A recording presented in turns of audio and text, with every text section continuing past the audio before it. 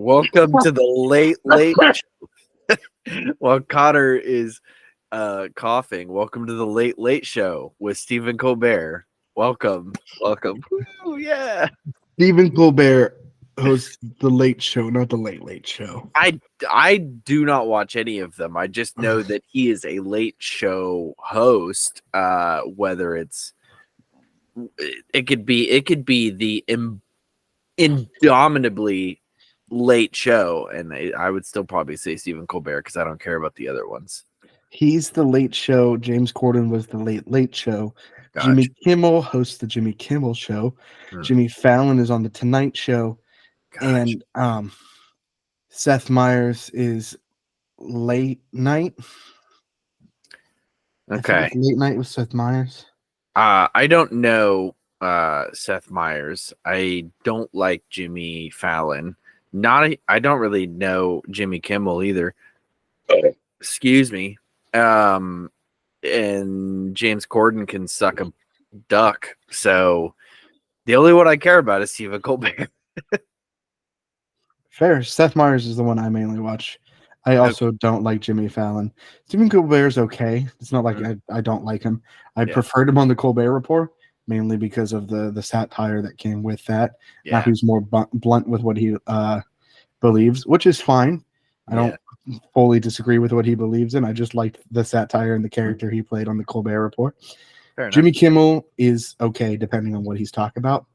But there is a new late night show that I'm very much enjoying. Okay. Called After Midnight, which is a sibling reboot, sort of like spiritual reboot of At Midnight. Okay. Which was the game show on Comedy Central where comedians made fun of things on the internet for points. It's basically the same show, except the old one was hosted by Chris Hardwick. This one is now hosted by Taylor Tomlinson. And it's she's funny. Yeah. And it's called After Midnight because this one is on After Midnight because it's after Colbert's show on CBS now. Gotcha. Yeah, I don't really watch a lot of those like late night talk shows very often. I see clips a lot on TikTok. That's about all I see. I'm not usually up past 10 o'clock because I'm old. Same. And I don't have cable, so it's not like I'm sitting down to watch the Tonight Show when it comes on. I watch Seth Meyers bits online. Yeah, fair. I really should. I should get into some nice little, like I was watching The Daily Show for a while, but then I moved and stopped watching it entirely. Trevor Noah's not a bad comedian. I just don't like his delivery on things, and it's probably because I was such a huge fan of Jon Stewart. Yeah. And it was such a change. It was such a change when he handed it over to Trevor Noah. And it just didn't feel the same, which is fine. Not every show is going to be for me, and that's fine. I still watch Jon Stewart's content. He had a show on Apple called The Problem With for a little while. Yeah. Really enjoyed that. Late night is such a weird thing, especially because the best late night host ever no longer is a host. And that was Conan O'Brien. Oh, gotcha. Yeah, he's good. Not only did he do good at the monologue, his remote bits, anytime like he was like out in the office, like just interacting with his employees, it was hysterical. And it was cool that he was like, hey, you guys are funny. There's a good interaction I can have with you. Let me platform you guys and not just this be about me. Sorry. Got that pneumonia. One thing Conan always did was he wasn't afraid to be the butt of the joke. Yeah. And I think that improved his likability tenfold. Yeah. And he also just was very good at interviewing. It never felt like he had to like force people to want to be there. And like if he ever did, never really saw them on the show again. Like it's not like he only surrounded himself with his friends, but like he surrounded himself with people that were going to like give him something in return to play off of. And that was really good. Yeah. I have an idea, and I think we should do it. I think we should release this episode at 9 p.m. instead of 9 a.m. like we normally do on Sundays. I think there will be riots. But it would be so good because they'd be like, "Where's the show?" I mean, the 35 regular listeners will be like, "Where's the show?" And they'll be like freaking out. And then when we release it at 9, they'll be like, "Oh, okay, it's good." And then they'll realize it's a late night show because we recorded it at freaking midnight. This is after midnight. It is. Real quick, sorry. Welcome to the Garlic Boys podcast, where we treat friendship like a good recipe treats garlic. You could never have too much of it. We're your hosts. I'm Connor O'Connor. And I'm Scott Pilgrim. And somehow I got the hottest girl on the entire planet to date me and fall in love with me. How did that happen? I don't know. But that's me, Scott Pilgrim. The only thing that's weird about the situation is that he's Canadian. Because Michael Cera, I don't think he's weird looking. Michael Cera is a weird looking guy. Great actor. I love everything that Michael Cera's been in. But like his 4 to help me out here. I know her name. Why can't it's midnight? That's why I can't think of it. But Mary Elizabeth Winstead. Cool. I was going to be honest with you. I was texting someone and did not hear half of what you just said to me. So when you looked at me and asked me what it was her name, I was like, this could be literally any person. Michael Cera's like maybe 4 to Mary Elizabeth Winstead's like 11. Not really comparable. When you compare, yes, she is incredibly hot and he is just average. Right. But like, come on, Michael Cera's not an ugly guy. He's a little funny looking, in my opinion. He's not like the conventionally attractive man. He's not somebody that I would step out of my bounds as a straight man to be attracted to fall in love with, if you will.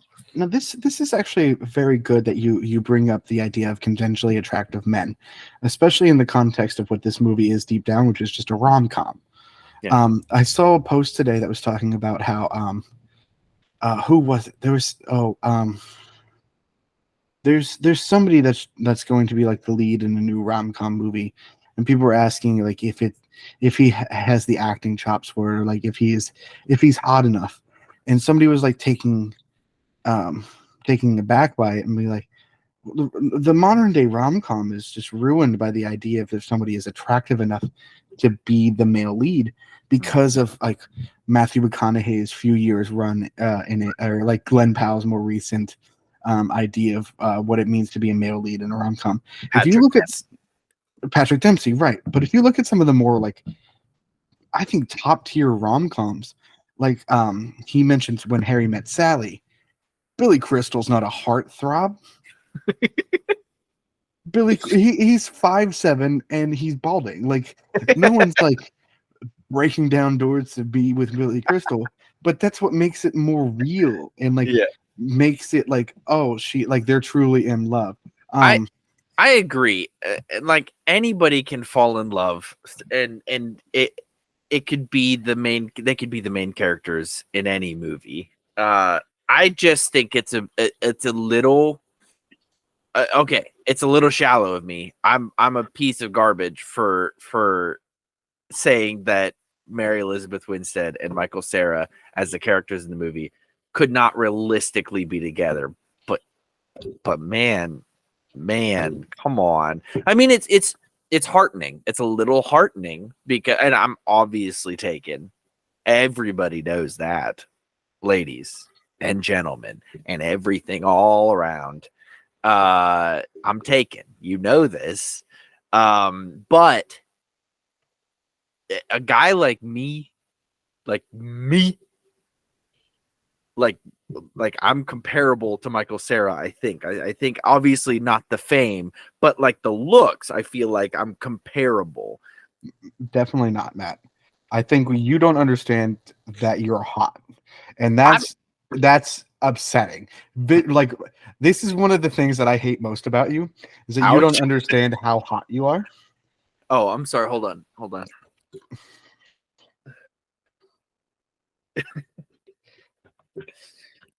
Like Sorry, you don't seem to get that in our partnership and like our relationship, you are the Mary Elizabeth Winstead and I am the Michael Cera. And so you can't say like sometimes it's unrealistic for like the ugly guy to get the hot girl. That's what happened with our friendship. I got the hot girl. Guys, did you hear that? I'm the hot girl of this relationship. I'm the fugly four kicking it with the slam and hottie, and people are going, "Why is that working?" Oh, I don't know. You you are attractive. I am a duff, a dumb ugly. the designated ugly fat friend. Okay. No. I think you are attractive, and what makes you, and I'm talking like not shallow attractiveness, you know what I mean? Like who you are as a person, attractive. Does that make sense? Like I think that I'm not hot. It's my confidence and personality that you're attracted to. oh maybe there you go. Feel an insult, Matt. I need you to understand. I Only, literally said I'm not hot. I have a good personality, and guess what? listen, Nobody likes personality. everybody likes personality. So Listen, when what you I've done is the way I get hot people to like me is I became funny, because when you laugh, you instinctively close your eyes a little bit more, and the less you can see of me, the more more you want to be around me. And so if she's always laughing, she can't see what kind of a raw deal she got. you're an amazing man, Connor. You're an amazing man. Think about if I wasn't hindered. If you weren't, you would be a god. You would be pushing them off in droves, man. If I wasn't morbidly obese, if I didn't have high blood pressure, if my knees worked perfectly, if I wasn't in constant pain in my ankle, if my eyes both worked right, if I wasn't depressed, and like whatever other like messed up stuff I have in my brain, if I didn't have all of those things hindering me, think about how unstoppable I would be. Unstoppable. I always think like so obviously my social awkwardness has hindered my dating life for all of my life. And I was going somewhere with this, lost the train. Just full stop. My social awkwardness has hindered my life. If I didn't have such crippling social anxiety, then man, I think we'd be an unstoppable team. See, I think I need more social anxiety. No, you don't. It's not because fun. there are times I've been in a situation where I know everyone wants me to stop, but like I'm having fun. I used to make scenes in the cafeteria, not like throwing temper tantrum and stuff, but like I would be having fun because I knew how much it upset other people at the table. And I was like, well, I like the attention and they hate it. I find that funny. I know we've broached this subject before, but that could be an autism trait. Like I'm not saying you do have it, but we have encroached on this subject multiple times. That very well sounds like it could be an autism trait. Matt, not everything has to be autism. I know that. I can just be quirky, please. You know what? You're right. You're quirky. You don't have autism. I don't know who am I to say. We don't have the right to make the diagnosis, you know. I should have gone for psychology, because now I'm regretting all of my life choices and all the money I spent. Hey, if you were just a little bit more clever, you could have. I could have. I'm thinking about going back for forensic psychology or forensic science, though. Speaking of clever, That's all right. I didn't want to talk about my possible aspirations. It's fine. do you want to talk about your possible aspirations? I just said I don't want to, so no. Well, the tone you're coming at it with a tone, and it you get sassy after midnight. I get a little loopy after midnight, as if I was drunk. Listen, folks, you know how we usually make the bit that we're in a warehouse somewhere at 4 a.m.? We're not joking. I'm going to take a picture, and this is going to be something I post on Instagram. Oh, no. This is a picture of Matt while we're recording, and it says 12:27 a.m. I promise you, it's too late at night for us to be doing this. Yeah. And we both worked today. And I work tomorrow. And so do I. 5 a.m. Anyways, you ready for the Clever Boy quiz? I'm ready. Oh, that's Monopoly Go. You still have that game? I'm crushing it, dude. Oh, my Lord, dude. Alrighty. Today's quiz is called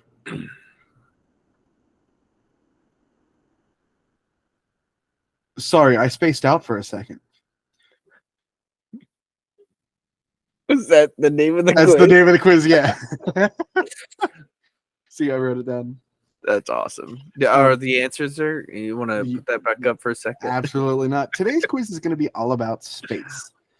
And to help narrow it down a little bit better, the celestial bodies that can be found within space. Ah, beans. Okay. What do you mean beans? I just narrowed it down from the infinite void to just the things within space.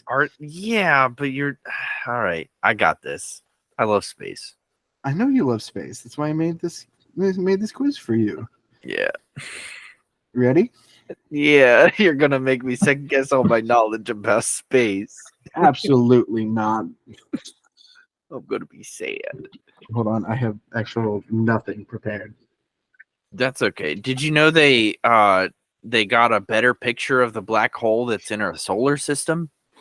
I did not. Yeah, they had a decent picture like a year or two ago. And then with the same telescope, they were able to get a better picture, although it's not that much better. I don't know what the hype is about.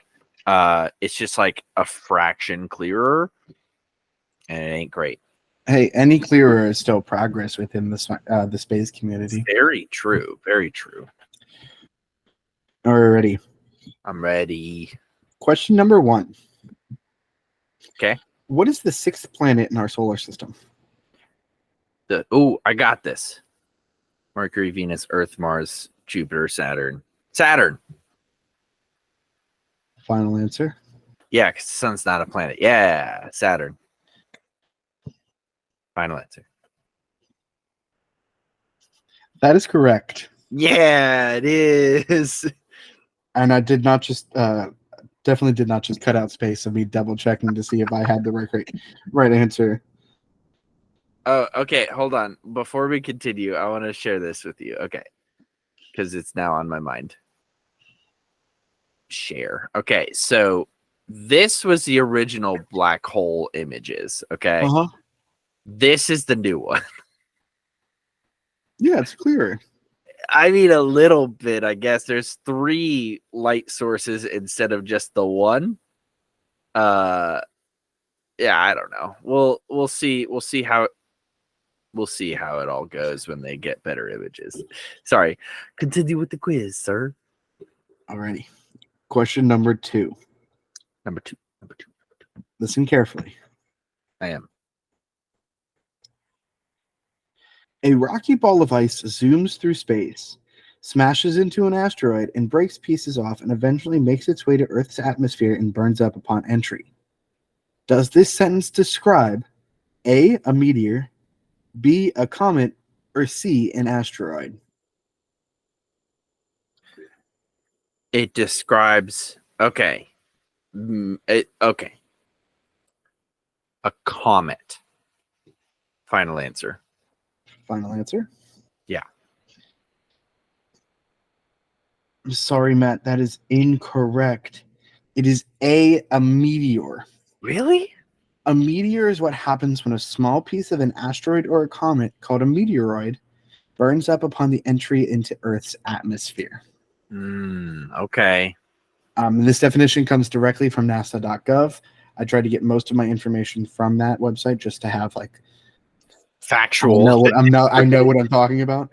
Or at least NASA knows what they're talking about. Right. From what I can tell, the difference between a comet and an asteroid is a metallic and rocky structure, Okay. and a comet is ice and rocky structure.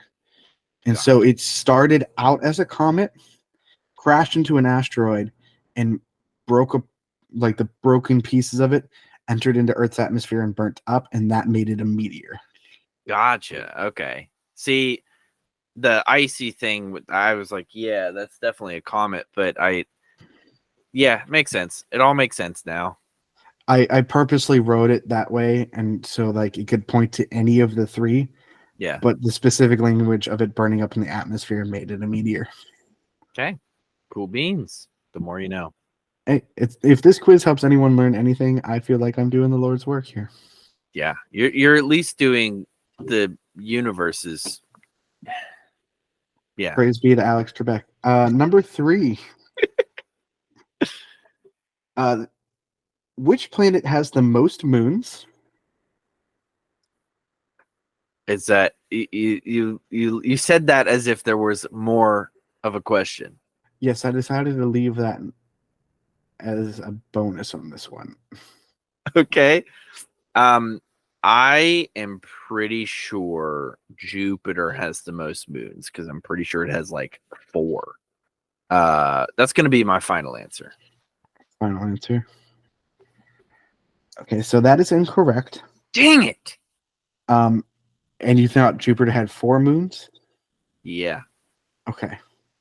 So I'm not even going to offer this bonus point to you because I don't think there's a way you're going to get it. The answer is Saturn. Really? Okay. It has the most with 145. Hot diggity dang. Wow.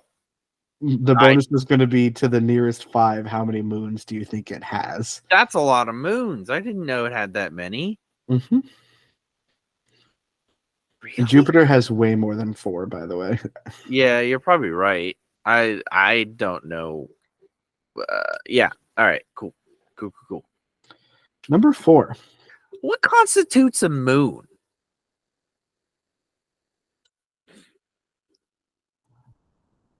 I'm not going to say, just in case I wrote a question on that. I don't remember if I did, but then we can look it up afterwards. All right. We'll get there. Number 4. True or false? Pluto made an estimated 3.6 rotations around the sun between being discovered and subsequently losing its planetary status. Dang. 3.6 rotations around the sun. I'm pretty sure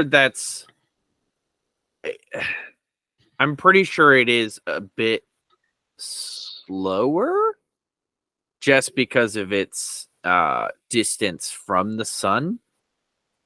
I did say an estimated. Right. So like 3.6 I think makes sense because it wasn't a planet for super long. And if it was much slower, then yeah, I'm gonna go with true on that one. Final answer.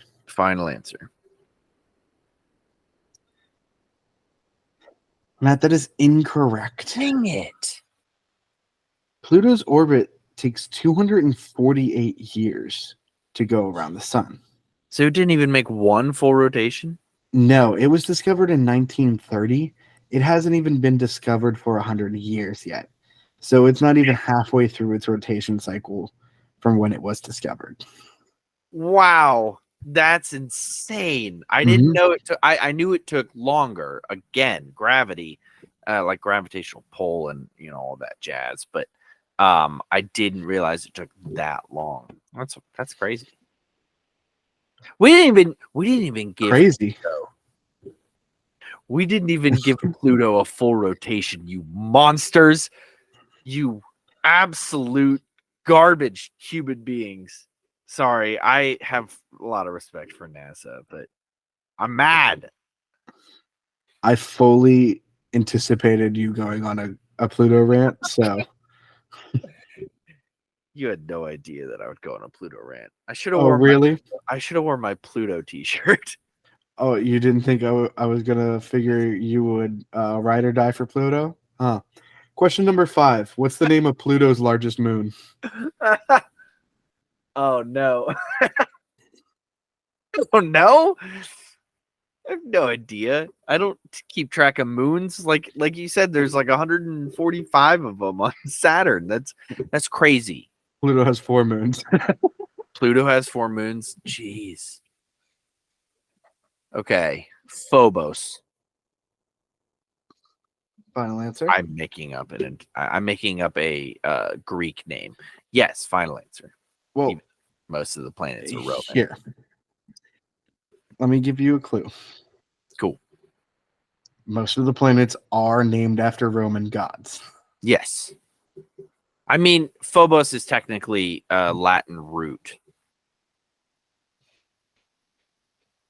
So I spoke Latin in Rome. Pluto is Hades. who? Hades. Okay. Yeah.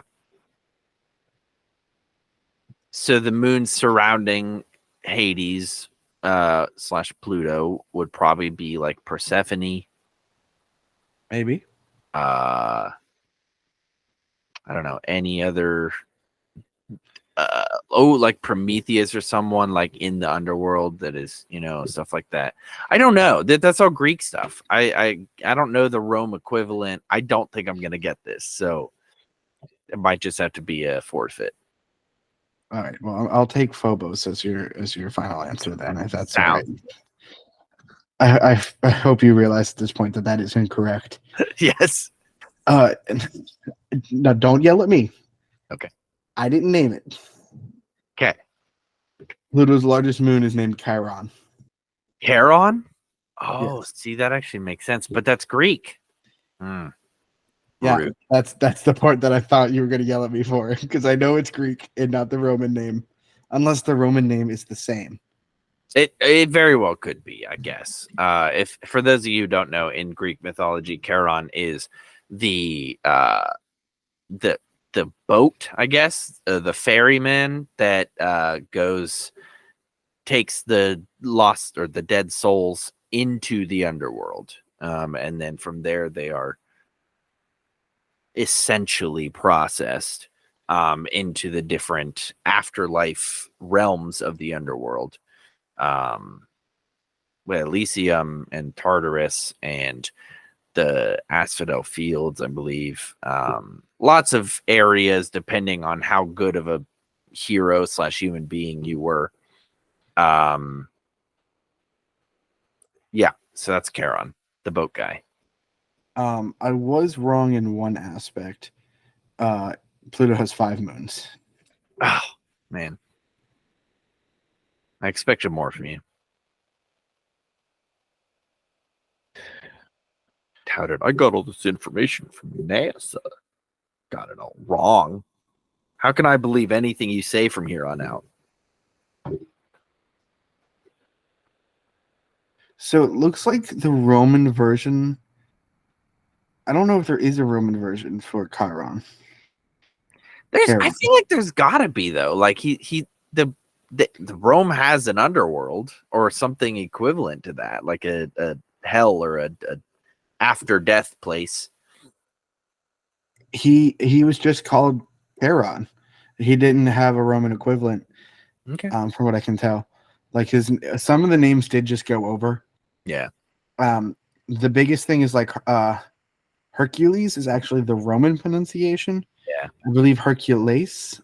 It's Heracles. Heracles. There's like it's fully like the Greek way. It's like saying octopodes. Yeah. Like because octopi is actually the Romanized way of. I heard somebody say octopodes today instead of octopodes, and I wanted to throw my phone. Octopodes, no. So you got that one wrong. Yes. Thank you. Number 6. Okay. True or false? Each planet has at least one moon. False. Yeah, I'm going to go with false. I don't think every planet has a moon.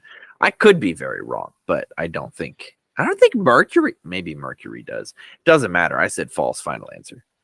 Final answer? Yes. Do you want to guess how many don't and which ones don't? I don't think Mercury does. I could be very wrong. I don't think it does. I'm going to go with Mercury. I'm going to go with, let's throw Venus in there. I don't know if Venus has any moons. Mercury, Venus, and Uranus. Final answer? Uranus, I guess, technically, is how it's pronounced. Yes, final answer.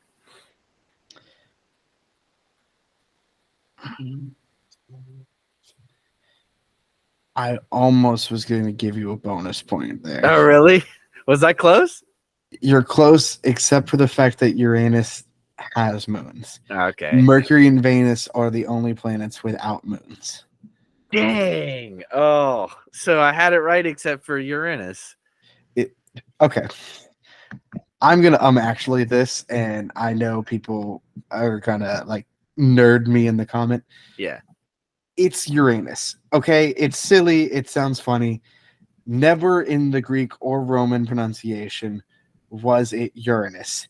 It was only ever pronounced Uranus by an old guy on TV who did not want to say Uranus because he wanted to seem more distinguished as he was reading it. And so he said Uranus instead of Uranus. It is just Uranus. Are you sure? Yes. I'm going to have to fact check you, but I'll do it later. You could definitely fact check me. But as I was saying earlier, I really like watching clips from Late Night with Seth Meyers. Yeah. And he has a Friday show called Corrections where he looks at YouTube comments and like he calls them jackals because they hop on every little small thing and just try and devour him for it. Yeah. And he'll respond to people. And he was saying there was a bit about Uranus and having better pictures of it. And people were commenting on how he should have said Uranus and not Uranus. And then he brought up the fact that some old guy on the news said it that way and everything. So that's where I'm getting my information from.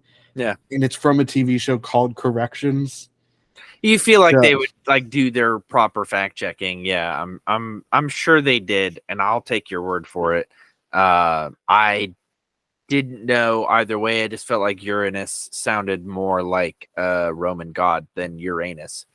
But I will take yours and the Seth Meyers guy's word for it. And probably the whole fact checking team. Anyways, that was number 6. You got that one right. No bonus point, but we're good. Number 7. What is the scientific name of our sun? Oh, I don't like scientific names. Sol Galileo. I'm just kidding. The scientific name of our sun, isn't it? No, I feel like it's longer. Mother trucker. I don't know. I'm just gonna go Sol, because that I know that is there's Latin roots for soul, but I know that's probably longer. But that's what I'm going with because I'm done thinking. Final answer.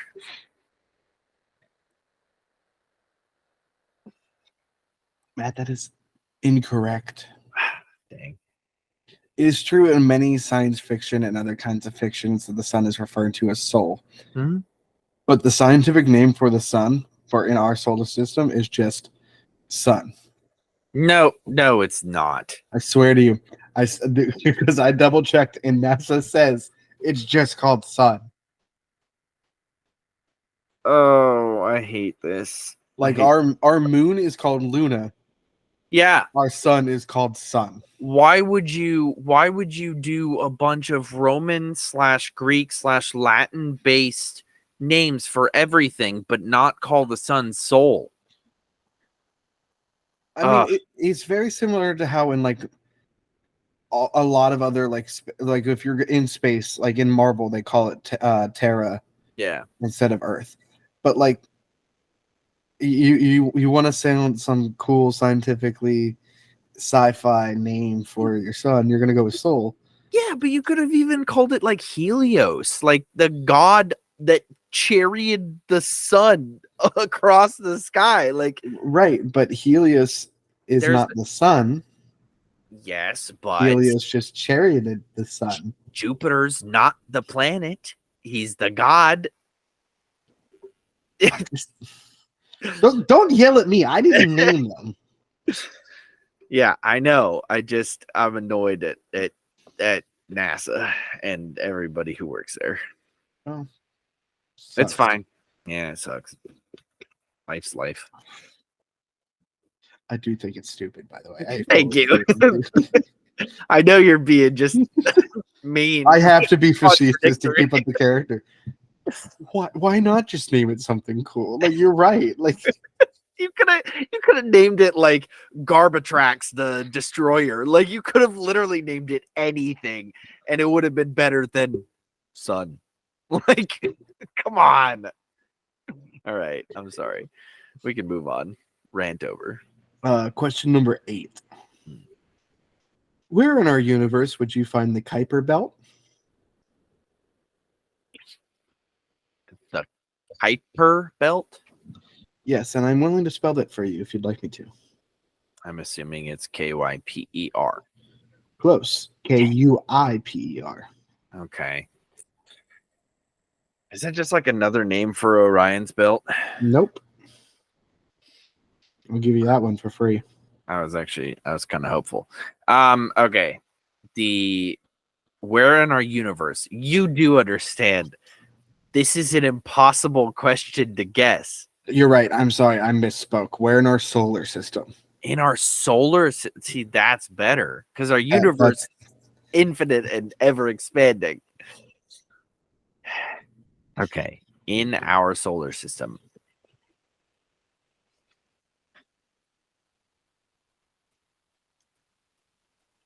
Wow, that's a loaded question because we are only a small portion of the solar system, right? Or are we the whole thing? We're not the whole thing. No, Galileo, we are not at the center of the solar system. Yeah, okay. Because we are the solar system, but then outside of it is the Milky Way galaxy. Like, it's solar system, galaxy. Yes. Or solar system, nebula, then galaxy. Our solar system is our sun and the planets that orbit it. Okay. That's like solar sun system. Okay. And this belt is in our solar system? Basically, I'm asking, in between what planets do you find this belt? See, that's a little easier. Thank you for making me dumb down this question to the barest of bones. It is 12:50 in the morning, Connor. And whose fault is it that we're recording this late? My car's. It's not mine. My car broke down. What am I supposed to do? Get home? I tried. I really did. Okay. It is in between Saturn and Uranus. Final answer? Yeah, final answer.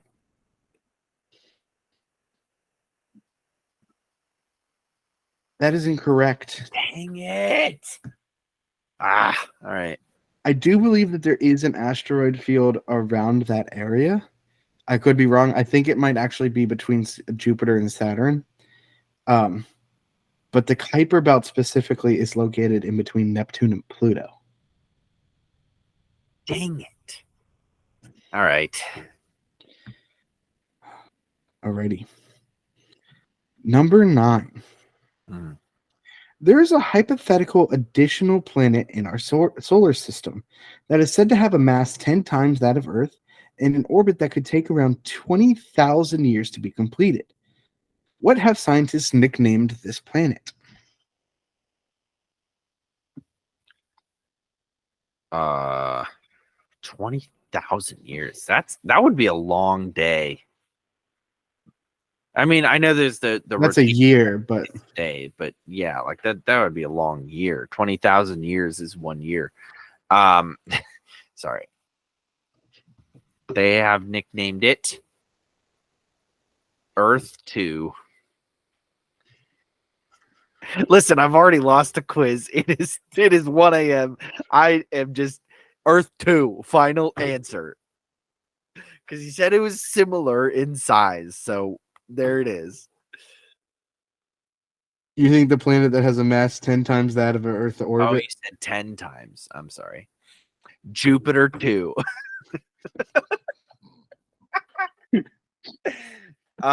Okay. All right. This is going to be a little bit of a math problem for you. It is 10x parentheses Earth end parentheses 2. Final answer. Final answer. I'm confident on this one. You love just being so close to the right answer in the dumbest ways possible. Oh no! What? Its nickname is both. Like both have. I found this referred to as both of these of Planet 9 Okay. and Planet X.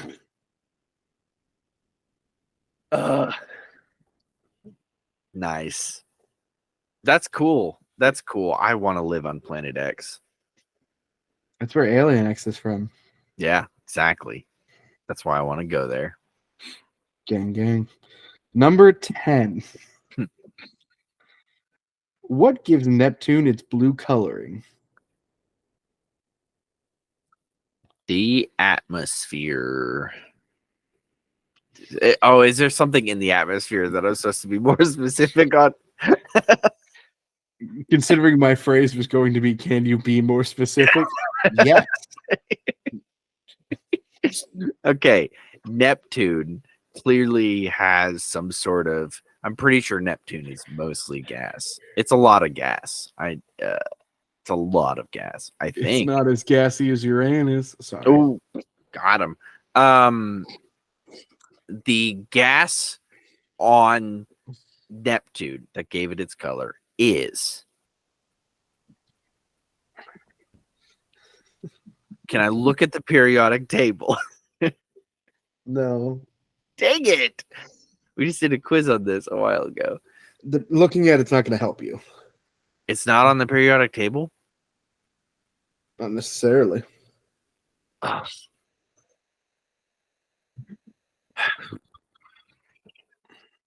How am I supposed to know this? Okay.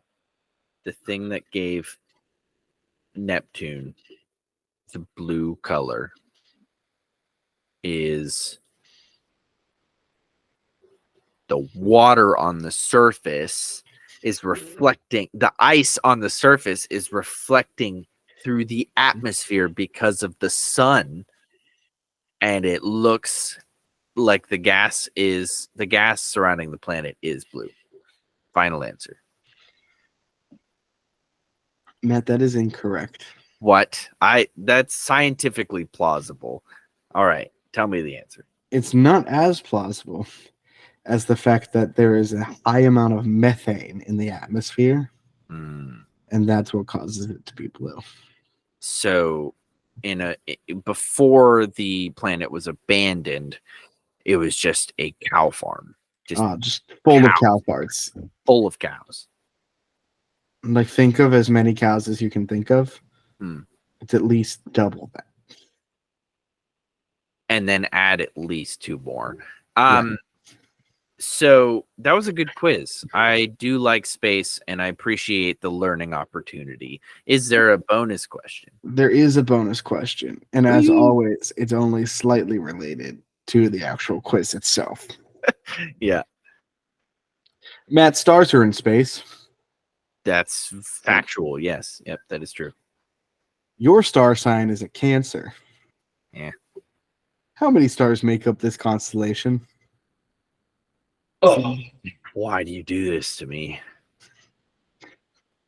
Again, unless I studied stars, like the freaking astrological science extensively, why would I know this? All right. Because it's the little crabby boy. Because it's the month of July in which my birthday resides. I know there's technicalities on Julius Caesar and all Augustus Caesar and all those dumb yahoos. I'm gonna go with 7 stars because it's the 7th month. In case you didn't catch my logic. Final answer? Final answer. That is incorrect. Frustrating. Yes, it is. Especially because there's only 5 stars within Cancer sign. That's my favorite number too, man. Should have guessed it. I should have. Well, sorry, Matt, that you did not win this week, but hey, good news is you're still 24 or 20 clever 4. What if I just lose for the rest of the year and stay 20 clever 4 for the whole year? That would be a feat, honestly. It would be funny, but what I probable. You are too hyper competitive to let that happen, though. That's true, and I would be more mad at you about this quiz if I wasn't literally falling asleep right this second. In fairness to me, I designed the quiz to be maybe at 6 or 7 o'clock in the afternoon or in the evening. Yeah, not 1 a.m. 1 a.m. Yeah. Speaking of 1 a.m., it has nothing to do with this actually. So about a year ago, one year, hot, see the connection. About a year ago, I saw an owl for the first time in the wild. My entire life, never seen an owl before, ever. I've heard them. I've seen them in like zoos and stuff like that. In the wild, though, never seen one. I'm stealing this a little bit from another podcast called The Picky Boys. They're probably more famous than us. They are definitely more famous than us, but it's okay because it was a really good question. How many owls would you have to see in one day, or even like a week? How many owls would you have to see before you started thinking that something was wrong? In a week? Yeah. A day, a week, a year. How many owls would be like, that's unnatural? That shouldn't be happening. If I see 1 owl, that's cool. Right. If I see 2 owls, like within a week, unless I see them together, I'm probably going to assume they're the same owl. Right. What if it's 2 completely different owls, though? Like, you can tell they're 2 different. Even then, it's like, oh, cool, there's another owl. It kind of makes sense. Like, I saw 1 owl, so there's probably more owls around. 3 owls within a week.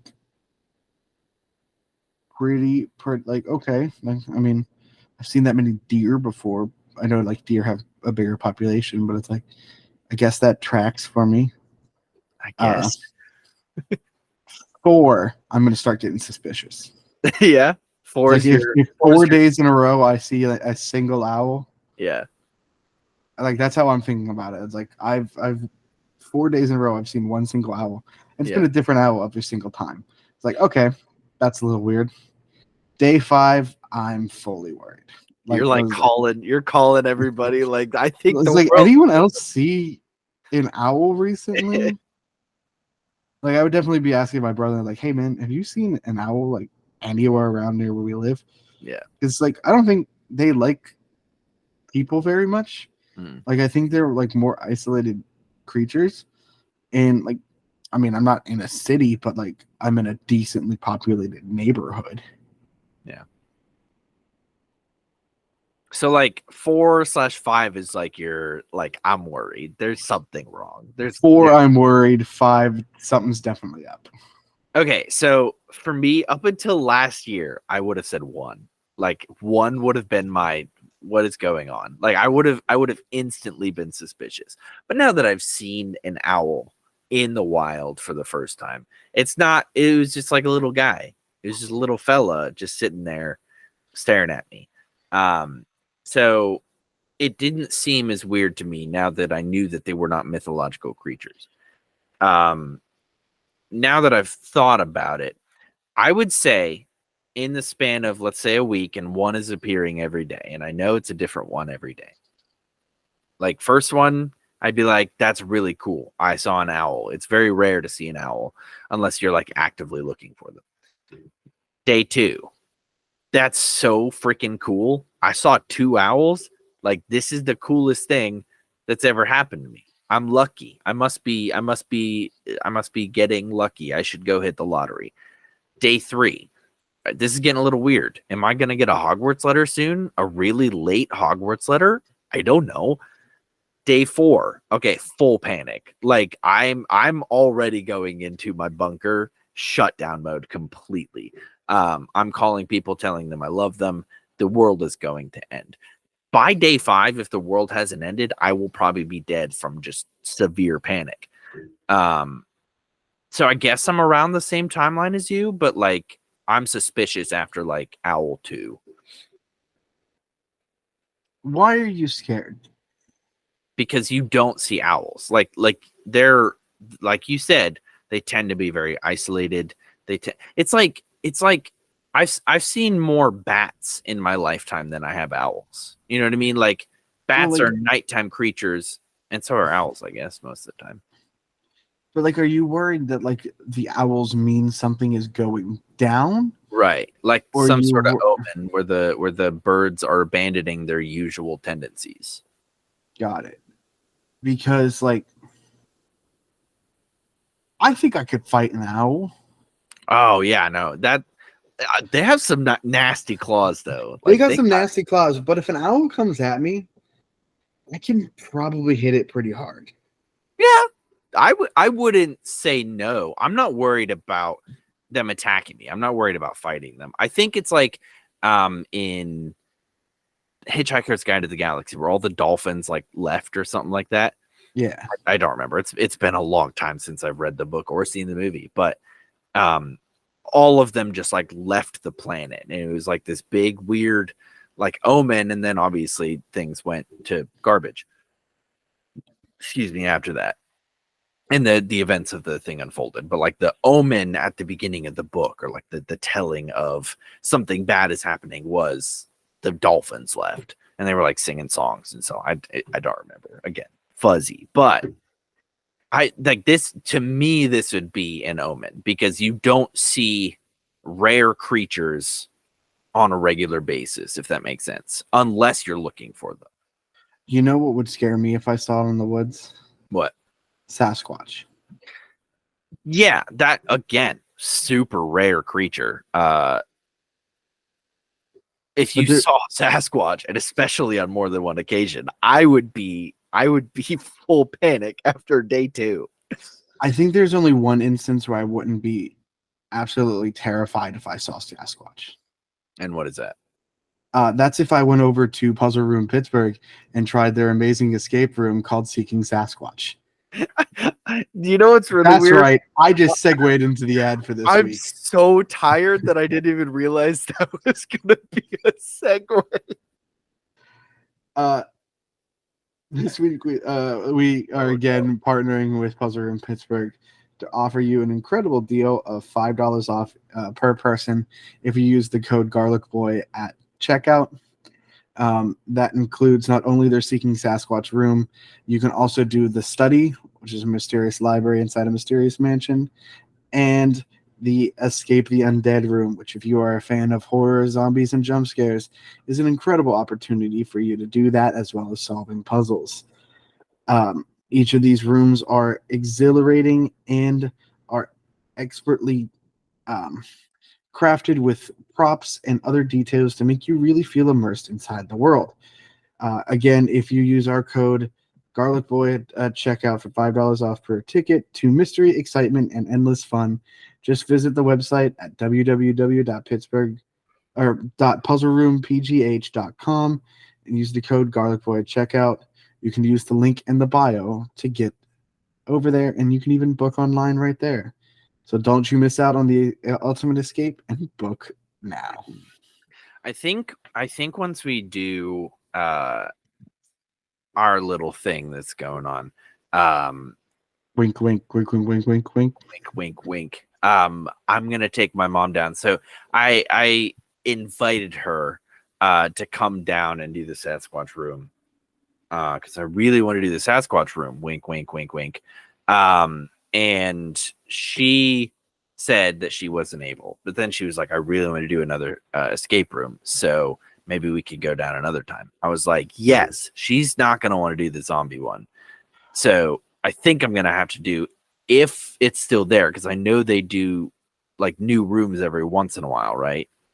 From what I know, just from communicating with them, the study is going to be replaced soon. So, well, if we don't get to it, then maybe we'll do the replacement of the study. But the study probably would be the go-to if I took my mom/parents. I don't know if my dad would do it again. Matt, are you good if I do a topic now, or do you want to keep talking about owls? Because I kind of just shoehorned the partner in there. No, let's get rid of the owls topic. I'm gonna send you a photo. Okay. Let me know when you get it. So it is the award season going on right now.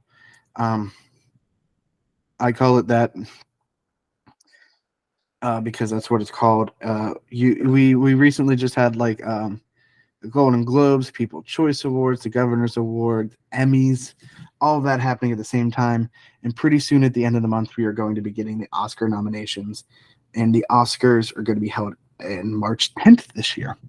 What I have sent you, though, are the last 25 years of the highest rated movies and then eventually TV shows tracked by Rotten Tomatoes.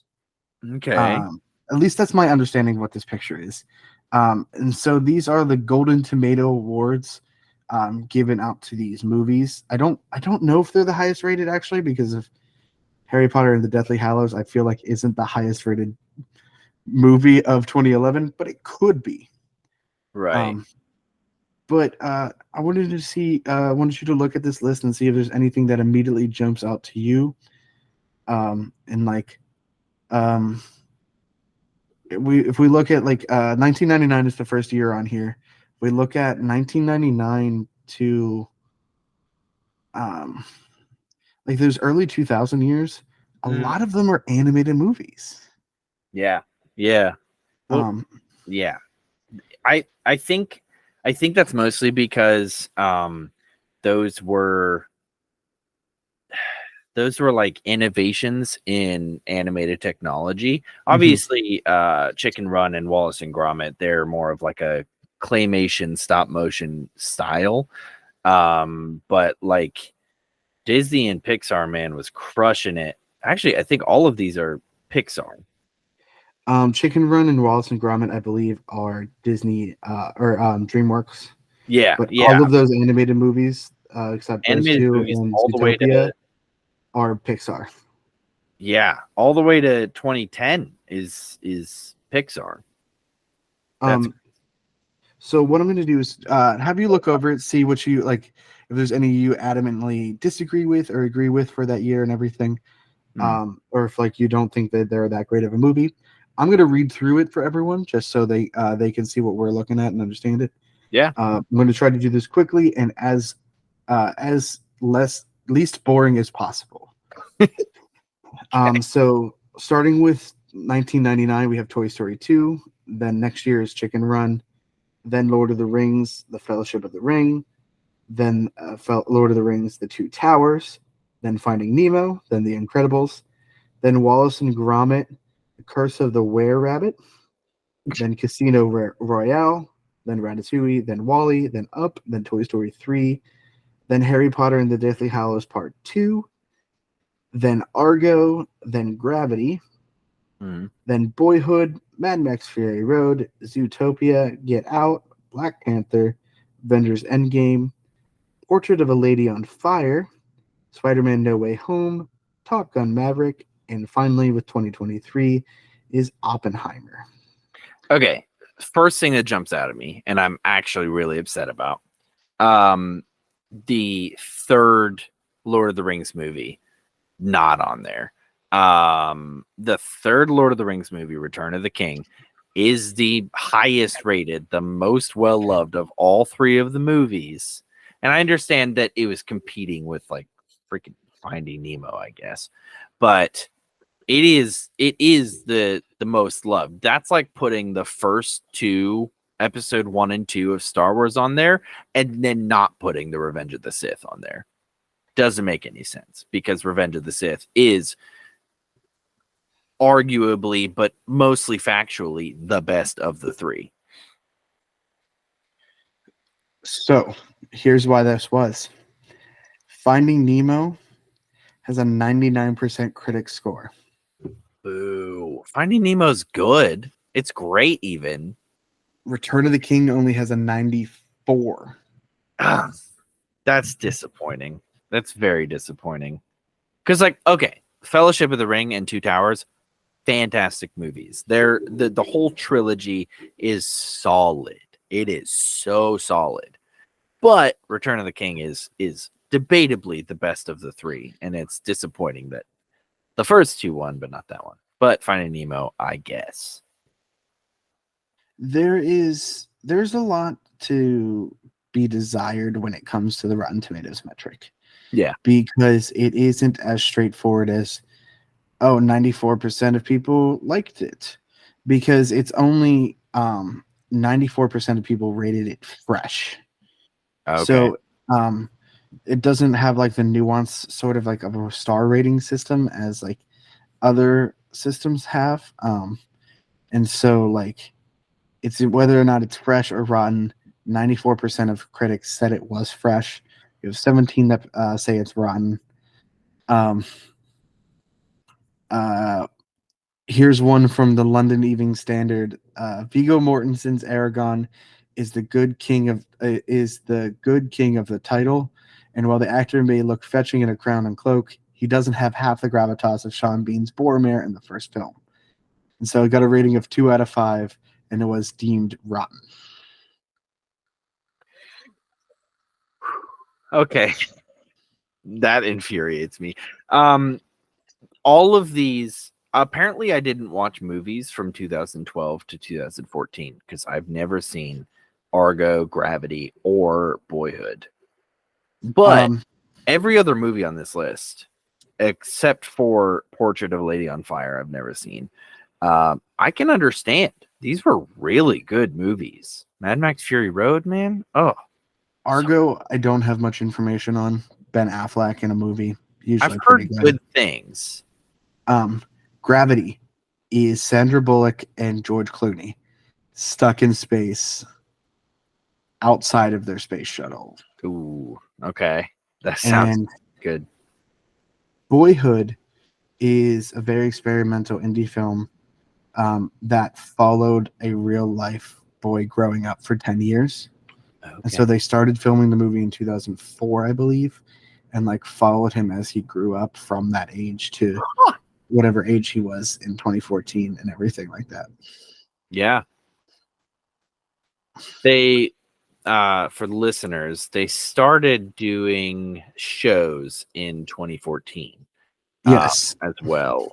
Jane the Virgin was in 2014. Better Call Saul, Atlanta,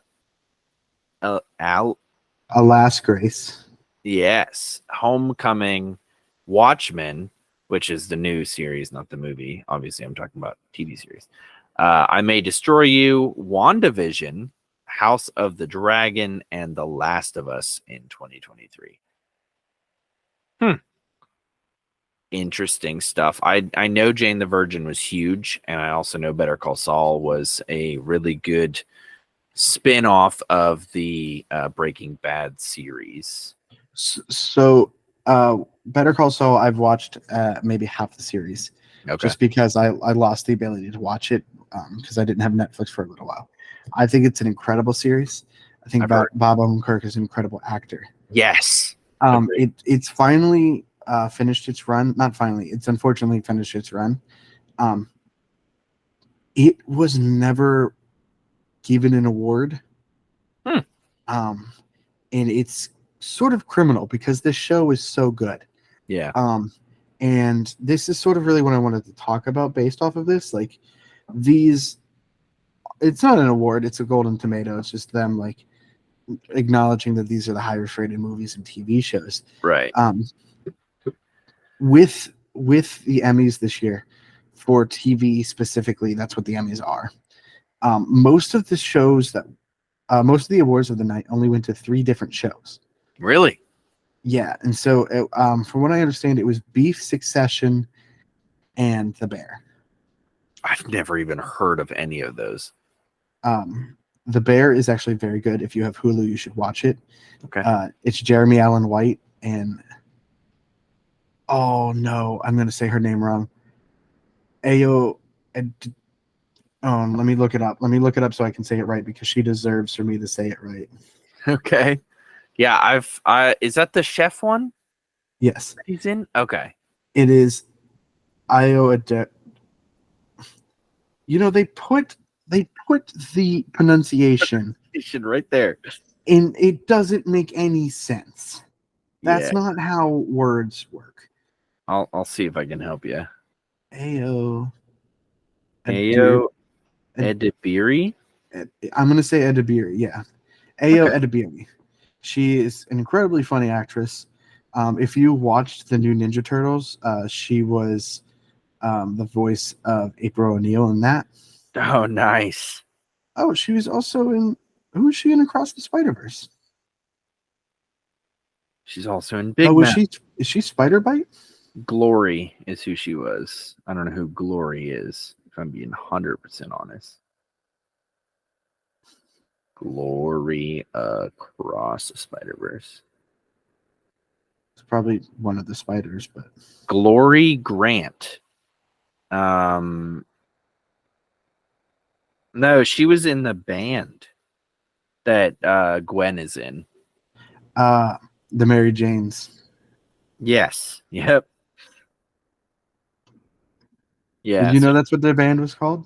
Yeah, I saw it on the drum, but I Okay. forgot that until this moment. But she and Jeremy Allen White are the main leads on that. It won awards as a comedy, but the one episode, I think it's called Seven Fishes, wildly dark comedy of this episode. Yeah. And it's like stacked with guest stars. Jamie Lee Curtis.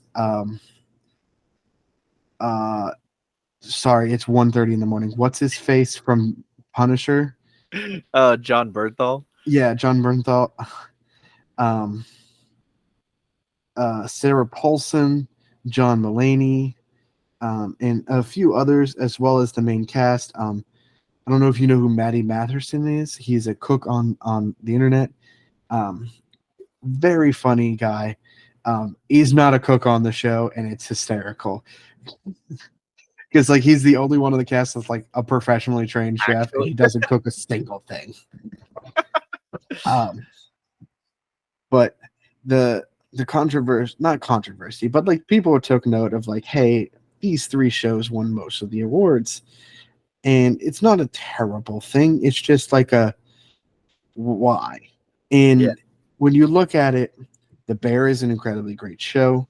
From what I can tell about Succession, it's a great show. And I didn't watch Beef, but it had Ali Wong and Steven Yeun in it.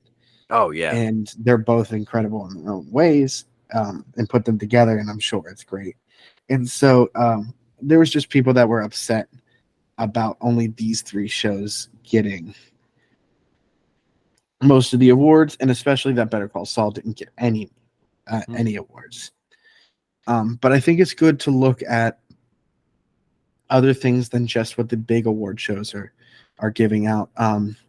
Though Golden Globes and People's Choice Awards also went to most of them.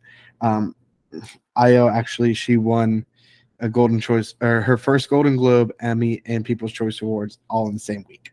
Wow. Um, and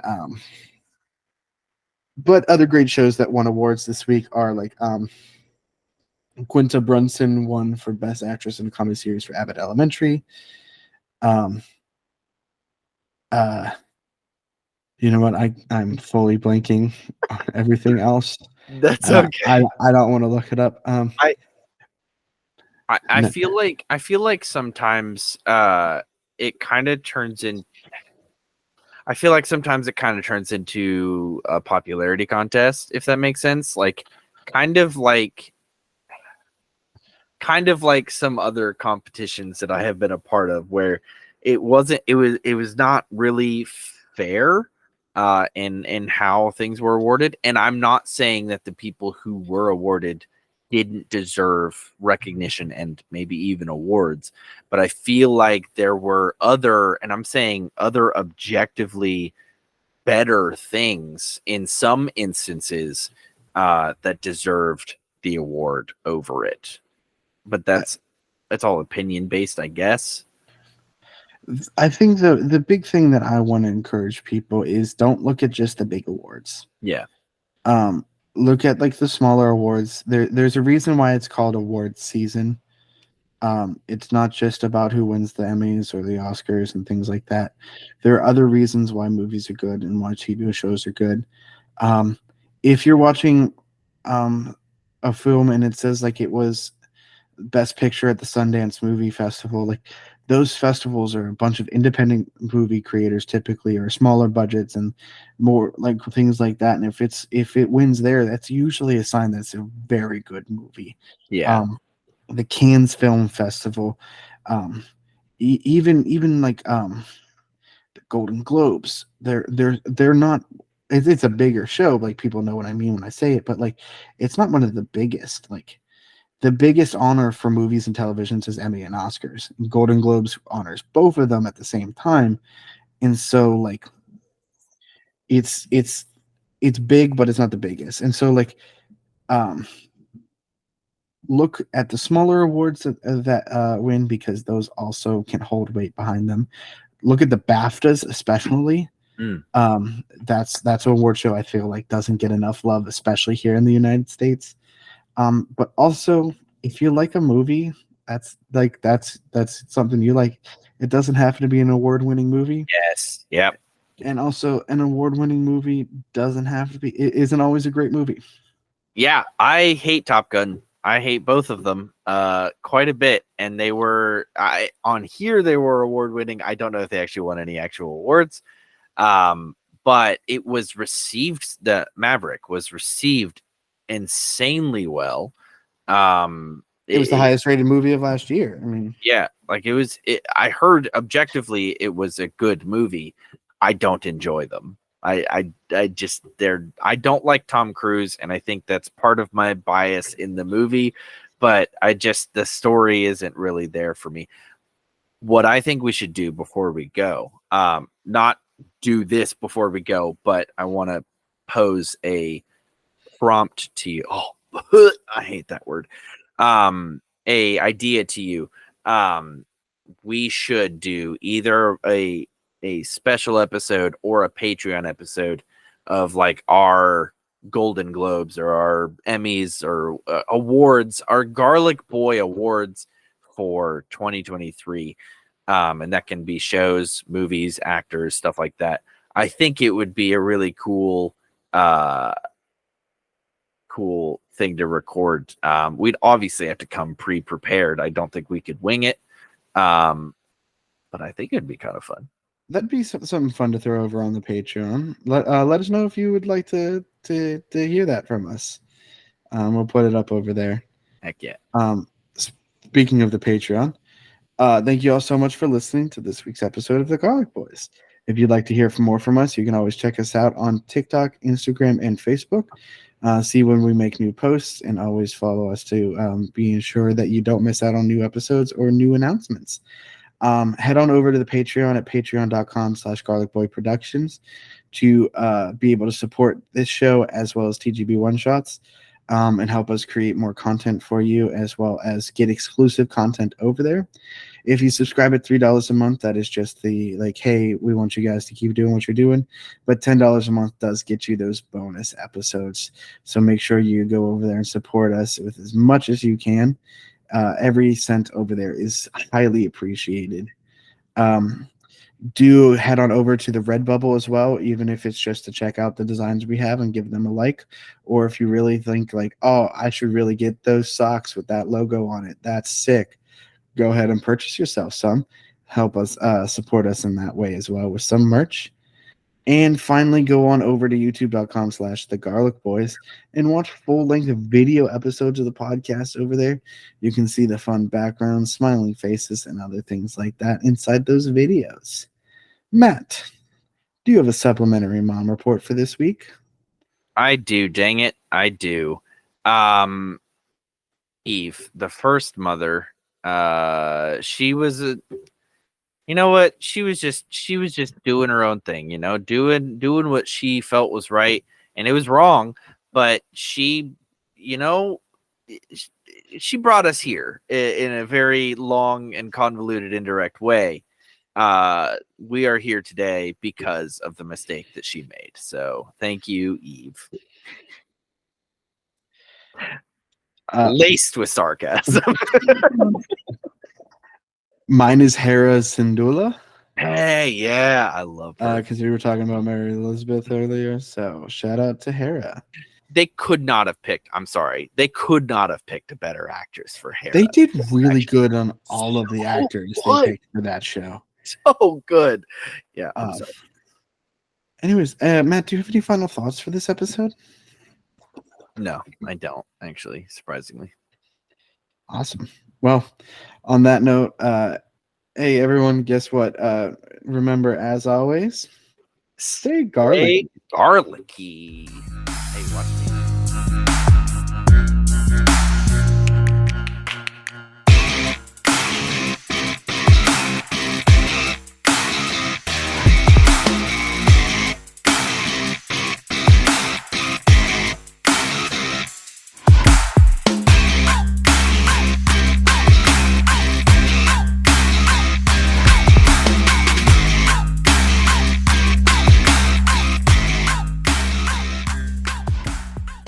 Hey, watch me poke Knives' finger. Don't wait for it. Don't touch her. She's 17. Matt, she's 17. You can touch people that are underage. You just can't touch people. Wow. I poked her finger. Come on.